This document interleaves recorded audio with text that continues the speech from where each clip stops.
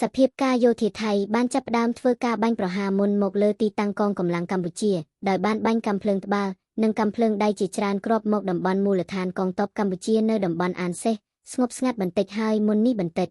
នៅព្រឹកថ្ងៃទី27ខែកញ្ញាឆ្នាំ2025វេលាម៉ោងប្រមាណ 11:52 នាទីយោធាថៃបានចាប់ផ្ដើមធ្វើការបាញ់ប្រហារមុនមកលើទីតាំងកងកម្លាំងកម្ពុជាដោយបានបាញ់គំនាបភ្លើងត្បាល់និងកាំភ្លើងដៃជាច្រើនគ្របមកតំបន់មូលដ្ឋានកងទ័ពកម្ពុជានៅតំបន់អានសេះកងទ័ពកម្ពុជាបានឈរគោលការណ៍អត់ធ្មត់ខ្ពស់និងមិនបានតបដល់ទៅវិញទេកងកម្លាំងរបស់កម្ពុជាសូមបញ្ជាក់សារជាថ្មីនៅការបដិញ្ញាចិត្តយ៉ាងម៉ឺងម៉ាត់ក្នុងការគោរពនិងការអនុវត្តនូវកិច្ចព្រមព្រៀងបាត់ឈប់បាញ់រវាងកម្ពុជានិងថៃ